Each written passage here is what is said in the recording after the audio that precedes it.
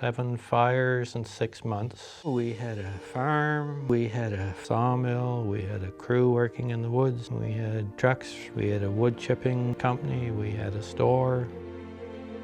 What we had left, we put into the oysters.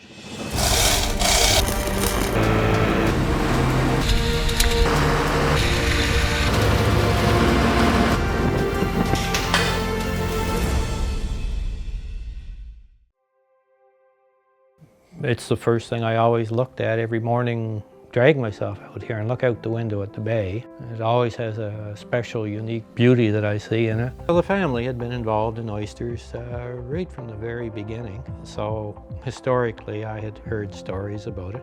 When my legs grew long enough when I was a kid, I headed for the bay. My uncle gave me a boat when I was 11, so I didn't drown myself in the bay. And I've been at it ever since. I started out with a license to recreationally fish oysters because that was relaxing and I loved oysters. I always thought if you were going to relax, it'd be a good idea to make money while you were doing it.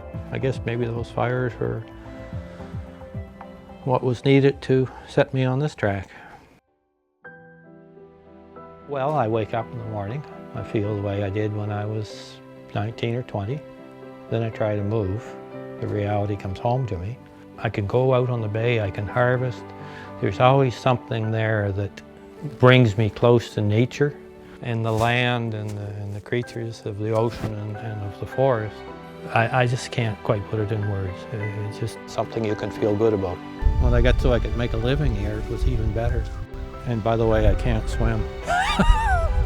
Shellfish are something that's so great for the environment. Removes carbon from the water, sequesters it in shell for so long, for millions of years. If you look for a place to grow oysters, this is not where you would grow them. The industry was wiped out here in the 50s due to disease, so we haven't got that numbers back yet. You can usually work all day and nothing will happen, but we're working towards that. My own part in it is, when I'm through, is to make sure that what I've done in the bay hasn't harmed it, that it's made it, if anything, better rather than worse. So it looks like it's going to continue on for a few more generations. It's going to be passed on to one of my children. That's my hope anyway. I hope that the bay will always stay the way it is and that our generations to come will still enjoy a life on the bay and beside the bay.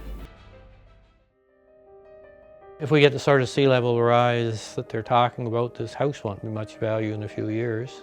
Global warming is a real reality and we're facing new challenges. We have things changing in the bay there that we can do nothing about. We're going to have some real challenges about, food production, places that historically have produced so much of our food. And,